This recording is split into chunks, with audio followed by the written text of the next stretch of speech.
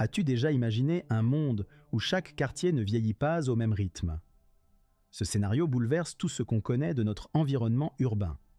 Imagine-toi flâner dans une rue où le temps semble s'être figé, alors qu'à quelques pâtés de maisons, un autre quartier s'épuise sous le poids des années. La géographie urbaine devient un patchwork vivant, où chaque district raconte sa propre histoire temporelle. Les hommes se heurtent à des défis inédits. Adapter infrastructures et ressources urbaines à cette asynchronicité.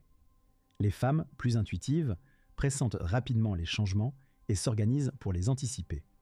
Elles mobilisent des groupes de voisins, initient des projets communautaires pour pallier l'évolution désordonnée des infrastructures.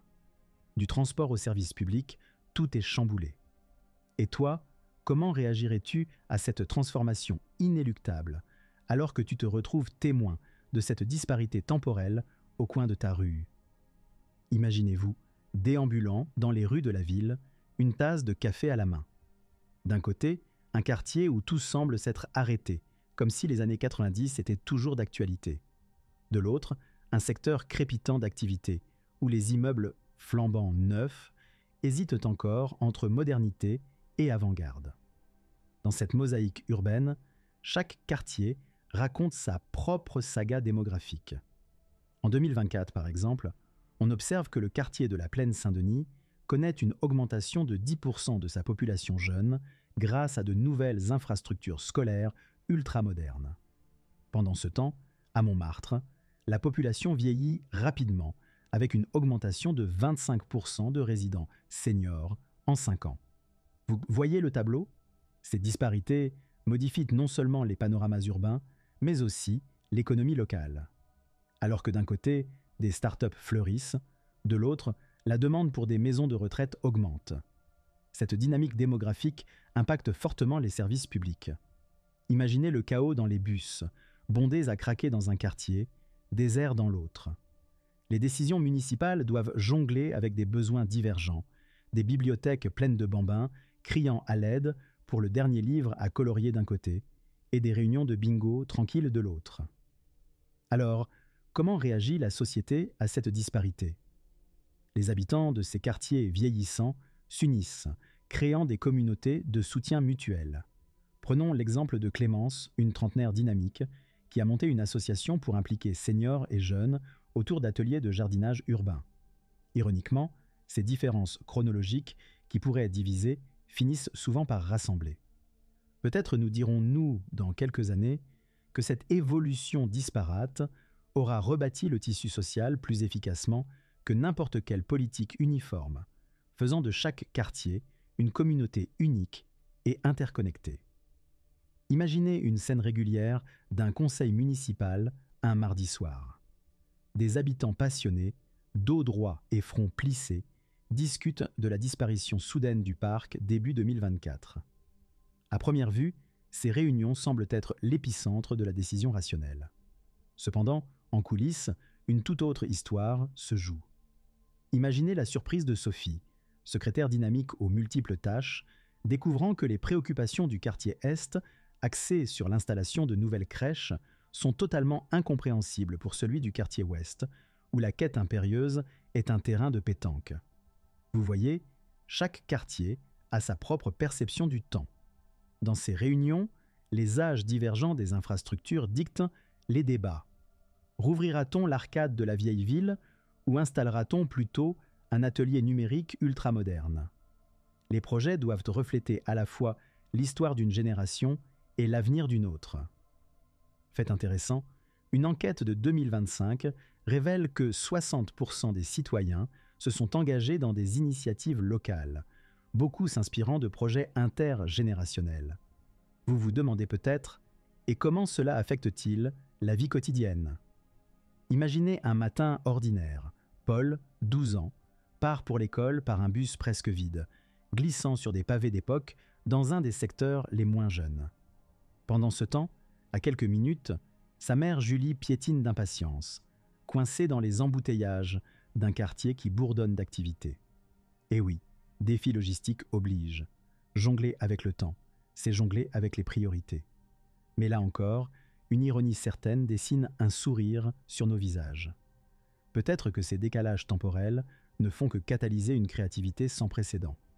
Après tout, comme dirait un sage, rien ne rapproche plus les gens qu'un bon coup de vieux collectif et son pendant nostalgique. C'est ici que notre urbanisme entre dans une ère nouvelle, imprévisible, mais résolument humaine. Vous souvenez-vous de la fois où le bus en retard a ruiné votre matinée? Imaginez maintenant ces retards à l'échelle d'une ville entière. Dans notre scénario urbain, chaque quartier suit son propre rythme, un peu comme un orchestre accordant ses instruments séparément.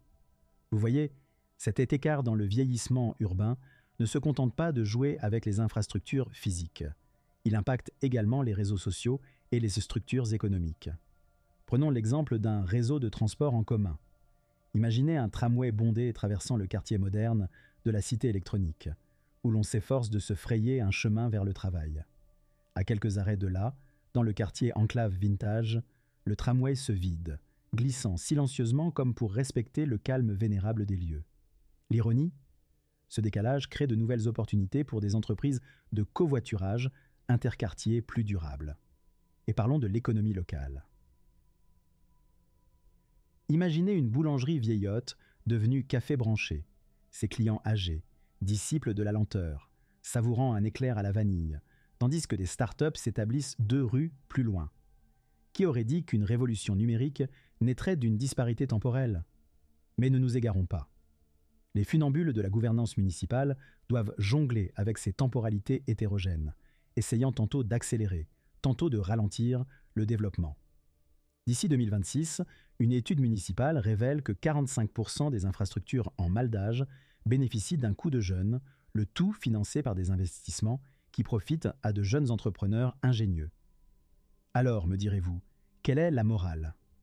Peut-être qu'au lieu de redouter l'inégalité temporelle, nous devrions l'accepter. Après tout, dans cette partition urbaine dissonante, l'inharmonieux pourrait bien révéler des harmonies inattendues. Et entre 2 bouchées d'éclairs, profitons de ce voyage dans le temps à travers nos quartiers. Imaginez-vous flânant dans une ville où les quartiers mènent chacun leur propre danse temporelle. Comment alors harmoniser cette cacophonie chronologique pour que chacun s'y retrouve? Une question simple, mais la réponse, elle, demande de l'ingéniosité.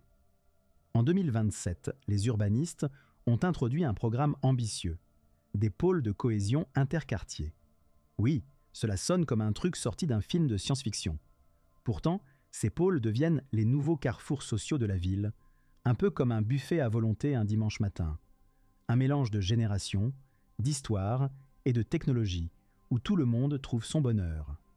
Mais comment concilier un quartier jeunesse vibrant et un havre pour seniors? Facile. On injecte une dose de voyage intertemporel, tout en douceur, en promouvant des jumelages entre quartiers. Les initiatives se multiplient. Ateliers artistiques partagés où l'on dessine la ville de demain sur des pages du passé, ou encore des concerts alliant jazz des années 30 et techno underground pour les plus audacieux. Prenons le cas de Marcel, respectable retraité amateur de tricot, qui s'aventure dans un atelier de codage animé par de jeunes prodiges. Oh, la surprise de voir qu'un code informatique peut se tricoter comme une écharpe. Selon une étude de 2028, 70% des participants à des projets intergénérationnels remarquent une amélioration de la cohésion sociale. Alors, chers lecteurs, vous demandez-vous comment nous en sommes venus là? Peut-être est-ce la magie du partage qui transforme cette différence en force. Et tandis que chaque quart d'heure nous rapproche du futur, nous cultivons nos racines communes. N'est-il pas excitant de penser que nos villes, malgré leurs âges divers, pourraient devenir les véritables dépositaires d'un patrimoine humain sans cesse renouvelé? Maintenons notre curiosité vive pour que cette mélodie urbaine continue à nous inspirer. Imaginons un instant, mesdames et messieurs, que nos quartiers, évoluant à des vitesses variées, ont réussi à établir une nouvelle norme. En 2029, ces quartiers, autrefois défiés par le temps, se transforment en puits de savoir et d'expérience. Vous voyez, les Irène et les Marcel s'activent non plus seulement en tricot, mais aussi en réalité virtuelle, façonnant des souvenirs numériques pour les futures générations. Voyez-vous ce tableau vivant? Un quartier où les gamins des années 2020 coexistent joyeusement avec les symboles vivants des années 1980.